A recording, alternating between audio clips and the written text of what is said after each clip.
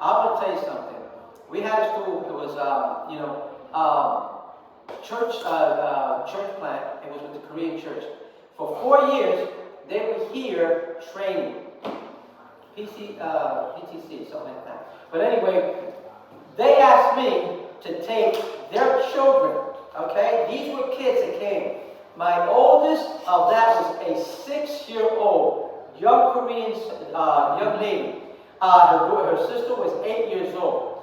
They called, because they knew I deal with Muslims, they said, we want to minister to Muslims, and we heard that you minister to Muslims. So can we have our kids go to the mosque and go to the school, and then they want to stay in the Muslim's home? And I said, you guys want to do what? And I said, so I said, okay, we're going to go sit with the imam, and we're going to do this. And so the Muslims were like in shock. But let me tell you something. These kids, they stayed here, and then they would stay they were here for 10 days. They stayed with them for they went to the school, the Quranic school. They played with the kids, they prayed for the kids, and they stayed 3 days.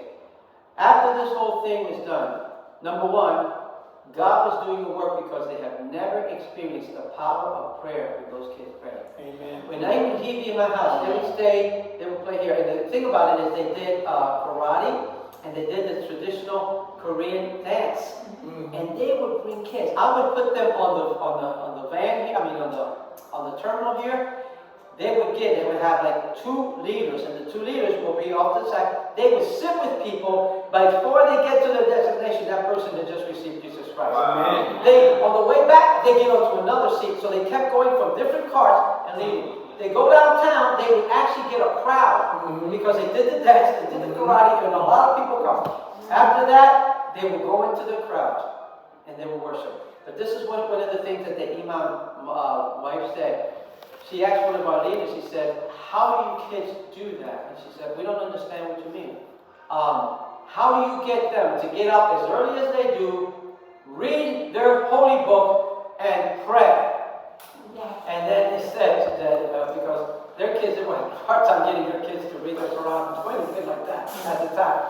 So our team player said, she said, it has nothing to do with religion. It has to do with Jesus Christ. They have a relationship, not a religion.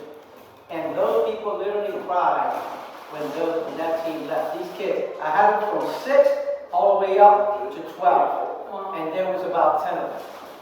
And those kids, matter of fact, when they would go recess, they would go outside the mosque, and they would form a line, and they just went around praying. And the Muslim kids were praying, what are these kids doing? And then when they went to the kids, they said, why are you walking around? Walking around the map. He says, we're praying. He said, you're praying? Oh yeah? Can we come along with you? Wow. And then they just prayed. I took a precious picture.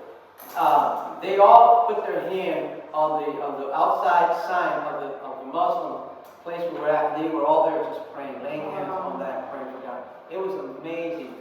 They cried. I saw these kids cry and pray. The time they went into our basement, some of them were staying. My wife and I was upstairs, and the prayers that were coming up and the tears that were being lifted up for souls. That's why they won so many people to Christ. Little kids leading older people and others to Jesus Christ. I would have loved to saw that. Powerful prayer. They had a heart and passion for it.